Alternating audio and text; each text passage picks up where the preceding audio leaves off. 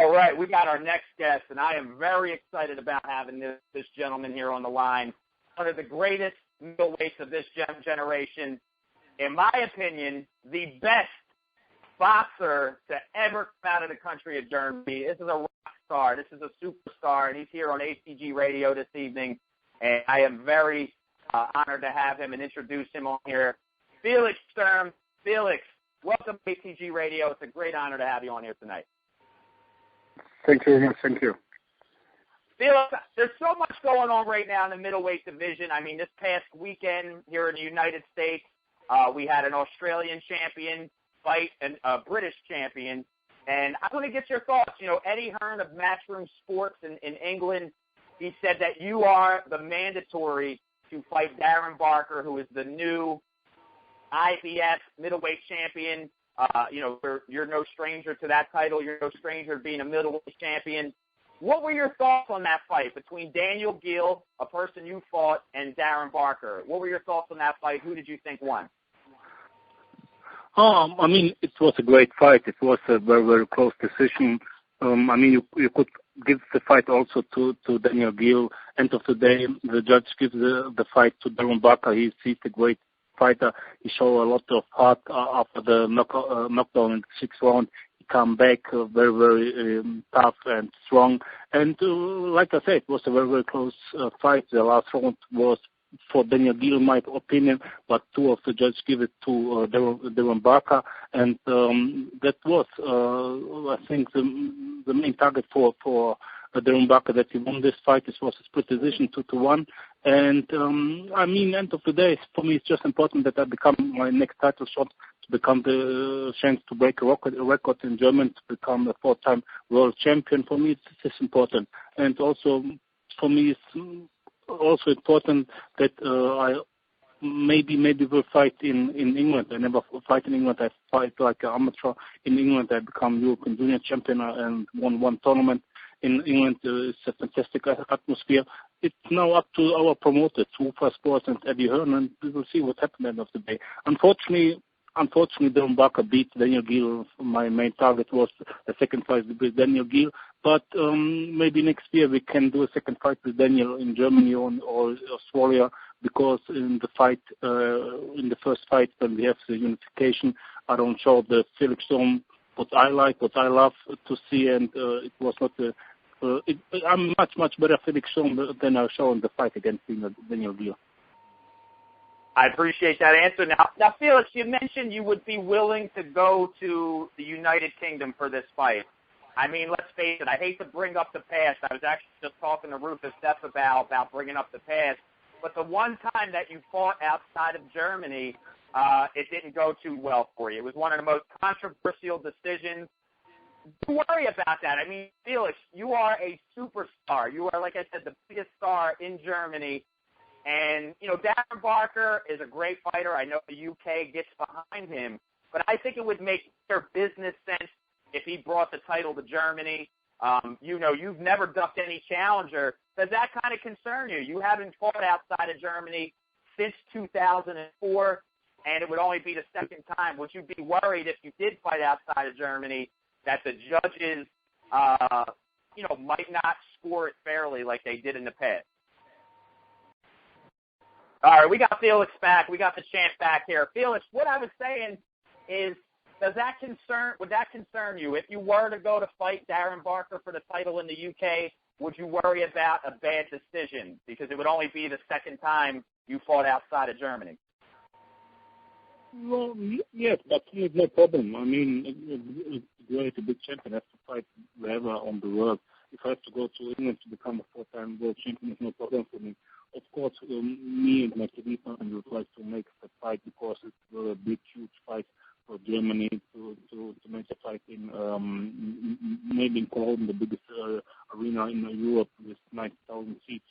And but end of the day, we will have to wait what will happen. We will just have to see what will happen with Ufa Sport, my promoter, and Eddie Hearn, if they in the negotiations what will happen, and hopefully we find in the next few days a way how we can and where we will make the fight. For me, it's no problem. If I have to go to England, I will go.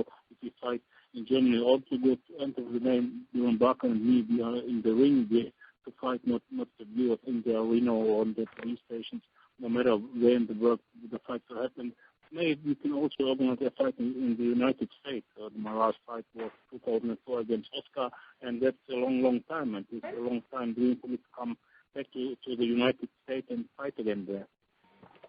We would love to have you here again in the United States. And, speaking of, a lot of great middleweights here in the United States, you have two other champions, Felix, Peter Quillen. He has the WBO middleweight championship, and you have Gennady Golovkin, Kazakhstani. He has the WBA, and I think he has one of the world titles. Not the WBA, the WBC, I think.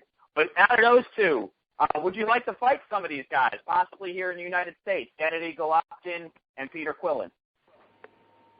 Yeah, yes. End of the day, it's not up to me.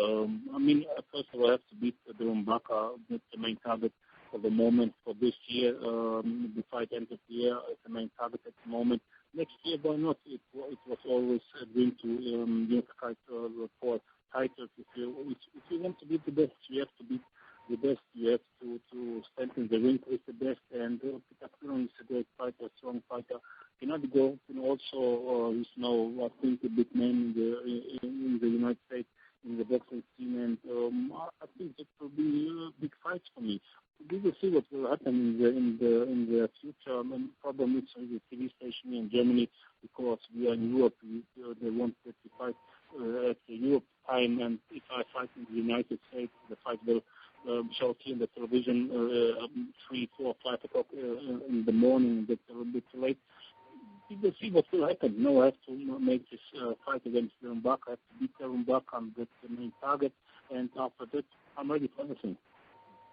I'd like to see it. Felix, again, I mentioned this, over the past 10 years, you've been one of the best middleweights. Again, a superstar, long-standing. You defended your middleweight title when you were champion many times. And, I forgot I didn't get the chance to congratulate you on your latest victory on the 6th of July last month.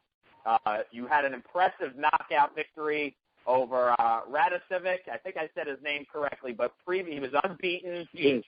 You beat the crap out of him, man. You beat the living crap out of him. That was a great fight. It was good to see you in action. Congratulations on that win. The one I want to go back to is Sam Soliman, the whole him testing positive for illegal performance-enhancing drugs, steroids or whatnot. Sam Soliman, he continues to insist that he did nothing wrong. It's all the BDB in Germany. Something's going on. It's corruption in Germany. What are your thoughts on Sam Soliman? Yeah, Sam Soliman, he's a cheater. Everybody knows that. They want a test by the NADA. They want a blood test, a urine test, a second blood test. I said always, yes. This was the unfairest team I ever met in my life. I'm now 23 years in the game, and I never see a team so unfair and so bad like the team of Sam Soliman. And they want by Bada Nada blood test, and we said yes, that's fine. And after they become the A sample that it was positive, they say something happened there, it's not correct, it's corruption. Then 2 times we called them, you can come here and open the B sample, and they said, okay, we will come, and they never come. Then 3rd time they will come, and they don't come. Then they take the B sample, the half of the B sample bring to any other in the United States or in Australia. I don't know. May he open the B sample in his kitchen. I don't know what happened. He said, I'm negative. That's ridiculous. What Soliman did and what the team of Soliman did, that was ridiculous. It was like a joke, like a circus. I don't know what this guy done, but end of the day, it's bad for the sport. It's bad for the whole boxing community. It's bad for all boxers worldwide. I'm a clean fighter, 99%. For example, Floyd also, he's ready with not test, and then he stands for clean sport. He needs a clean sport. So many bad things happen in boxing, and a guy like Sam Soliman or a guy like Marius Bach or in the past, Mara Jones, then Celebrity, he was also quite successful. We don't need that. The type of the sport don't need guys like Soliman and Jones and Bach. So I love boxing. I know so many people who say this is a great sport. Love boxing and I mean, if you have not the power to beat the guy, don't go in the ring with the guy. Did your best. If you have not the chance to win, you go out or quit boxing. You have not the talent or the skills, or you don't have the dedication to this sport. I have the dedication, I have the love, I have the talent, and I mean, the case with Solomon was, he can't beat me. After the second most knockout, everybody was thinking that's it. He will quit, but he come back, and everybody asked me after the fight, how can he come back so strong? After the fight, that what the reason was. Felix, I agree with you. I don't think there's any place in this sport for cheaters, especially because it's so dangerous. You guys, again, all that dedication, all that hard work you take to get that level. There's no room for it. It's a dangerous sport. People can die because you guys are punching each other with lethal force. It's a sport, but again, at any time, it can happen. Yes, but I forgot to tell you something. There was a guy. He was just only there for doping, for the doping test. He told us we want this and this doping. He was a specialist for doping. I mean, if you had no. Everybody was telling how can be that he know what he did. I tell you how. He had a guy there. He was just for doping there. He exactly know what kind of test we have to do. And he said, "We want this and this test from Felix. We want this and this test. We need to grab it. We can do this in the next 6 hours." He exactly know what he did. I mean, I believe he give me the oxycodone, what we take. For the fight, and I believe, and everybody also believes it, that he takes something, and he's, in my opinion, in my eyes, he's a cheater. He don't deserve a second title shot, or he don't deserve a second big fight. He earned so much money. My team and me, we was offered they were fair to the whole team, and there was it was a so unfair team. It was a so bad situation for all. There was no sportsman spirit or something like that. They did everything to manipulate this fight, and it was a really crazy and bad night. And also the rain. The rain was we determined rain is in 1 o'clock, and that time 6:30. It was crazy. I've never seen something like this in this sport. It is, and you know what, Felix? I can tell. The passion in your voice. Again, you guys over there, you put on a great show, and you bring somebody over there to, have a fight, a contest, a legitimate boxing match, and they have to go into with that. I think we got to go. We're not going to go into the past much. We know in the future you're going to be. Yes. We know in the future you're going to be fighting Darren Barker. We know you and Eddie Hearn. Your team and Eddie Hearn have to get together and, decide when is the right time, get the money right, finances, the venue, all that stuff. But in the meantime, will we expect to see Felix Sturm back inside the ring in maybe another tune-up fight before you fight for the world title again? Yes. Darren Barker, he's the main target. But, for me, it's important to make big fights. Of course, Darren Barker knows it's a big fight because he's been a deal. Next year, maybe fight Peter Krill, maybe fight Gennady Golovkin. May I go up one division to super middleweight? Maybe for everything. I mean, I have the size. I'm a quite big guy for middleweight for 160 pounds. I come down from 185 to 160. For me, it's no problem. 168. May I go, guy? Nobody did it before that he could become world champion. 160, 168, and 175. May I go also after 168? I go up to 175. I'm ready for everything. I'm prepared for everything. I have now maybe 9, 10, 11 good fights, and I will do everything to win this fight. I do everything be always in great shape. And like I said before, many times already focusing on, and I take every fight. We're looking forward to it. Felix, I know you're still on holiday. You're still on vacation. You're in Bosnia right now. You're taking some time off. I know you'll be back in the, I know you're training. I want to thank you. I know it's a little bit late there. I didn't want to take too much of your time on here, but I mean it when I say it. You are one of the best middleweights of this generation, and I do. I appreciate all the great fights that I had an opportunity to watch over the years.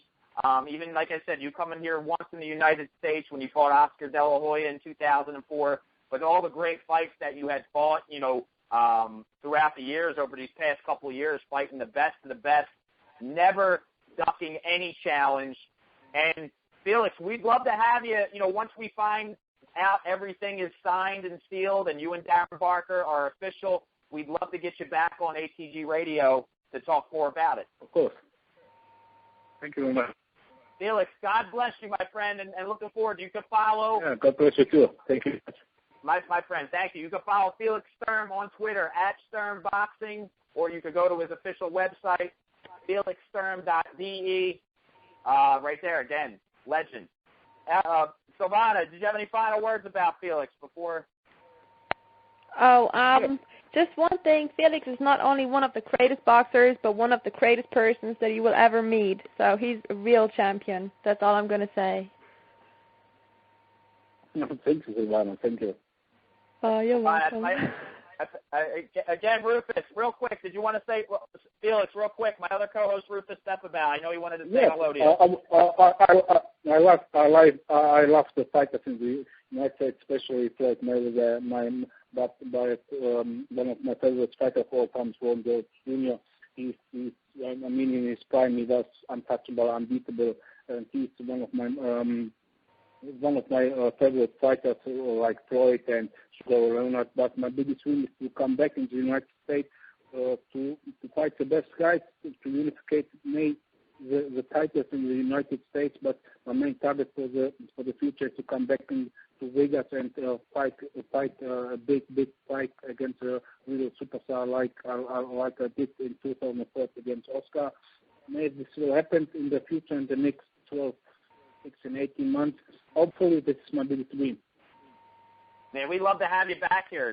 Felix, the next time you come to the United States or even Las Vegas, we'd love to meet you in person. Like I said, you're one of the greatest. Yeah, may I will come to the Mayweather Canelo fight. May I will come.